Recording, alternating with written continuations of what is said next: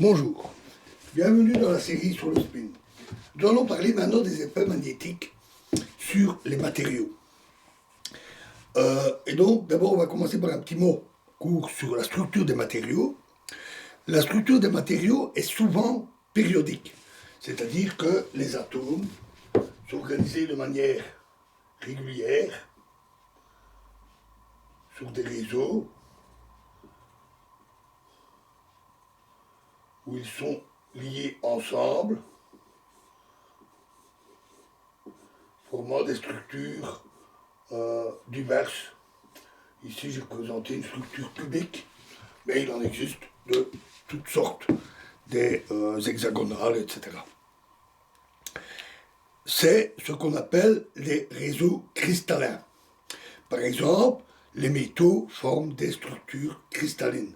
Alors souvent, ce sont de tout petits cristaux qui sont agglomérés les uns sur les autres, dans toutes sortes d'orientations, plus ou moins écrasés, et ils sont en plus souvent opaques, ce qui fait qu'ils ont rarement l'apparence des cristaux au sens commun, comme les cristaux de quartz, ou la plupart des cristaux qu'on appelle des gemmes de la bijouterie, qui sont en fait plutôt rares. La plupart des cristaux n'ont pas cette apparence jolie des cristaux de bijouterie, mais ce sont bien des structures cristallines.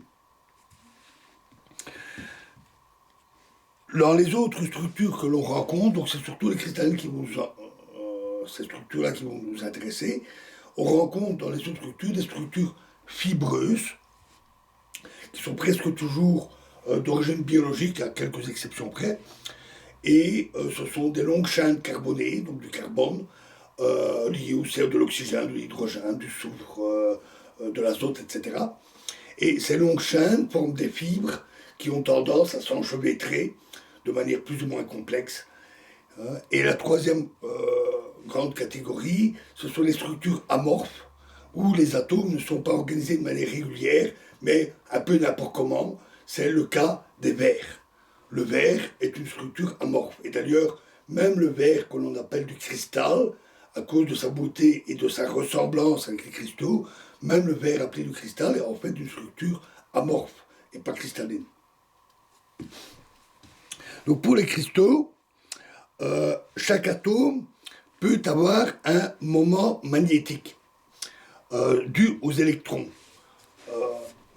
Dans l'atome, les électrons pouvant orbiter, tourner autour de l'atome, peuvent avoir un moment orbital, moment magnétique orbital, et comme les électrons sont chargés et qu'ils tournent sur eux-mêmes avec le spin, ils ont aussi un moment magnétique dit intrinsèque, qui est souvent dominant. Dans les atomes, on l'a vu, on a un remplissage des orbitales, couche par couche, avec les spins opposés, deux électrons de spin opposés par couche. Et lorsque les couches sont complètes, la valeur du moment du nombre quantique magnétique M prend toutes les valeurs possibles. Ça donne des moments magnétiques orientés dans tous les sens qui se compensent mutuellement. De même, si on a deux électrons avec des spins opposés, le moment magnétique total est nul, les deux s'annulent. Ce n'est donc que les électrons les plus extérieurs, les derniers électrons empilés sur les couches les plus externes, qui vont contribuer au moment magnétique. Alors, voyons maintenant le cas qui est d'ailleurs très fréquent, où il n'y a pas de moment magnétique, parce que tout est rempli et les électrons terminaux ne contribuent pas. C'est le cas de l'oxygène, de l'air, de l'azote, de l'air, également de la plupart des molécules biologiques.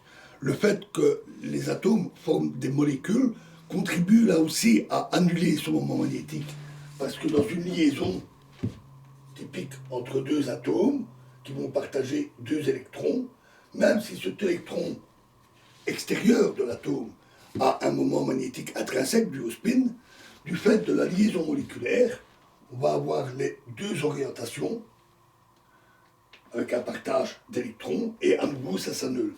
Ce moment magnétique nul est donc très répandu. Essentiellement, un corps humain est de ce type, puisque nous sommes composés essentiellement de molécules biologiques. Appliquons un champ magnétique à ces atomes. Alors, toute charge électrique, comme l'électron, qui est en mouvement, est déviée par un champ magnétique. C'est un effet purement classique de l'électromagnétisme classique. Donc, si on a un champ magnétique qui est appliqué, et qu'on a un électron qui se déplace, celui-ci va avoir tendance à être dévié. En fait, il va décrire une spirale autour des lignes de champ magnétique. Comme les électrons bougent autour de l'atome, dans leurs différentes orbitales, ces déviations vont provoquer une déformation des orbitales. Ainsi, par exemple, une orbitale, plutôt sphérique, va prendre une forme plutôt allongée. Et du fait de cet allongement, dans une direction privilégiée, celle du champ magnétique, le moment magnétique orbital n'est plus nul. Il va apparaître un petit moment magnétique orbital. Celui-ci est très faible. La déformation n'est pas énorme des orbitales. Et ce moment magnétique est opposé au champ magnétique. C'est aussi un effet classique qu'on appelle la loi de Lenz, qui dit que toute perturbation engendre un effet qui s'oppose à la cause. Et ça se vérifie avec les équations qui décrivent l'électromagnétisme classique. Un tel effet de déformation des trajectoires des particules chargées crée un moment magnétique qui est opposé au champ magnétique. Et donc, on a un effet de répulsion. Le moment magnétique étant opposé, les deux se repoussent. C'est extrêmement faible. N'essayez pas de le mesurer en prenant un aimant de frigo et en l'appliquant à voir dans l'air et espérer que ça va provoquer du vent. L'effet est beaucoup trop faible. Mais il peut se mesurer avec des instruments de précision, ou alors on peut appliquer un champ magnétique extrêmement fort, avec des aimants extrêmement puissants. Et certains scientifiques l'ont vérifié en prenant un tube dans lequel ils appliquent un champ magnétique extrêmement puissant et en plaçant une petite grenouille. Et la petite grenouille étant repoussée par le champ magnétique, elle flotte. Elle est en lévitation dans le champ magnétique. Tandis que la grenouille va très bien. Encore depuis le temps, elle est peut-être pas de vieillesse, mais en tout cas, les déformations des orbitales n'étant pas énormes, ça ne perturbe pas les liaisons chimiques et la grenouille n'a pas souffert de ce traitement.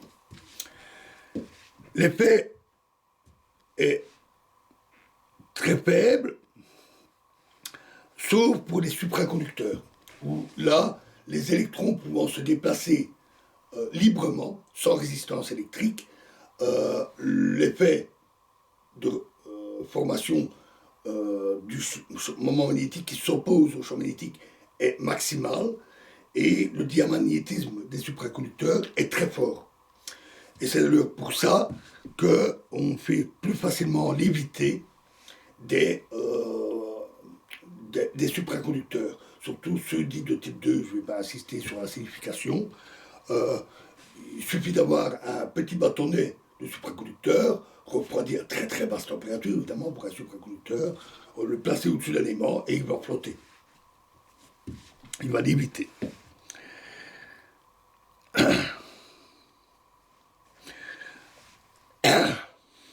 Donc, cet effet sur les molécules non magnétiques de répulsion est appelé le diamagnétisme.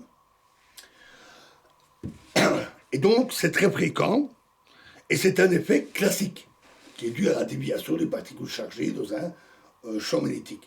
Donc, pas besoin de mécanique quantique, ici, pour expliquer l'effet, même si le spin des électrons peut jouer dans le moment magnétique. La mécanique quantique n'intervient que pour calculer la déformation des orbitales dans un champ magnétique. Ce calcul n'est d'ailleurs pas facile du tout, et même franchement difficile. La plupart du temps, on se contente de le mesurer. Alors voyons maintenant l'autre cas, celui où les atomes ont un moment magnétique. Parce qu'il y a un électron externe tout seul, et donc avec un moment orbital et son moment dû à son spin. C'est aussi un cas relativement fréquent, souvent des métaux, par exemple l'aluminium, et dans la structure cristalline, ces différents moments magnétiques vont assez peu s'influencer. Parce que, à l'échelle de la taille du noyau des particules comme les électrons, les orbitales des électrons sont assez grandes.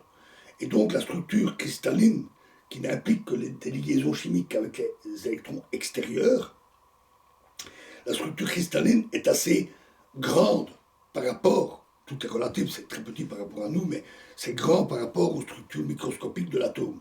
Les moments magnétiques de ces électrons sont assez éloignés et ils s'influencent assez peu. Et donc, ils peuvent s'orienter un peu n'importe comment. Et sous l'effet de l'agitation thermique, qui se traduit essentiellement dans les matériaux par des vibrations des atomes, cela provoque des basculements de ces moments magnétiques un peu dans tous les sens. Tout est désorganisé. Et on va avoir une structure avec des moments magnétiques orientés un peu n'importe comment, dans tous les sens. Appliquons maintenant un champ magnétique. Chaque atome, avec son moment magnétique, se comporte comme un petit aimant. Et donc, dans le champ magnétique, il va avoir à basculer et avoir tendance à s'orienter dans le sens du champ magnétique. Donc, au lieu d'avoir une structure complètement désordonnée, on va avoir un truc comme ça, plutôt ordonné,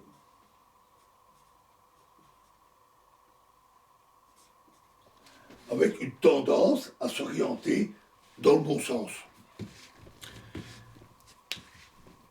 Et cet effet est alors attractif. C'est comme deux aimants qui s'attirent. C'est ce qu'on appelle le paramagnétisme. Alors, à cause de l'agitation thermique, qui est assez violente, le milieu reste quand même assez désordonné, avec des moments magnétiques qui ne sont pas toujours bien orientés ou qui s'orientent et puis pouf, qu'on bascule. Et donc, le paramagnétisme est assez faible. Ce n'est qu'à température très basse, proche du zéro absolu, à moins 273 degrés, que là, l'agitation thermique devient négligeable et que le seul effet magnétique peut devenir beaucoup plus fort. Ou alors en appliquant un champ magnétique extrêmement puissant, à nouveau, comme lorsque j'ai parlé des grenouilles. On peut appliquer un champ magnétique extrêmement puissant, et là, malgré l'agitation thermique, les aimants vont s'aligner. Et typiquement, si on trace une courbe de la valeur du moment magnétique à une température donnée en fonction de l'intensité du champ magnétique, on va avoir une courbe comme ça.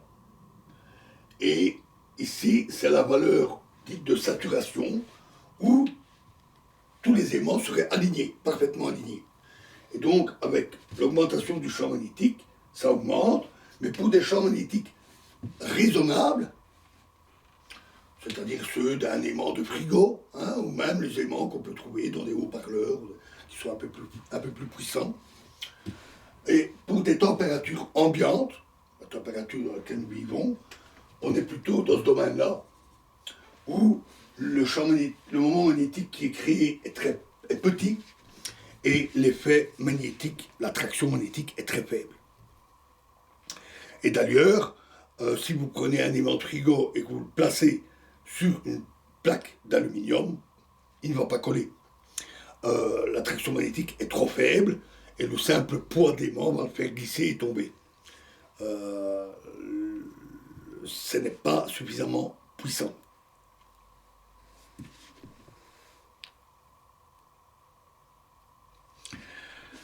Alors, donc ça c'est les deux grandes catégories. Et alors il y a une autre catégorie beaucoup moins fréquente, où on a un moment magnétique des atomes, mais où le champ magnétique induit un magnétisme beaucoup plus fort. C'est le ferromagnétisme, celui des aimants. Et le cas du ferromagnétisme est particulier, on aura besoin cette fois-ci pour le comprendre de la mécanique quantique, du fameux effet tunnel, du spin bien sûr, et nous en parlerons dans la prochaine vidéo. Je vous remercie.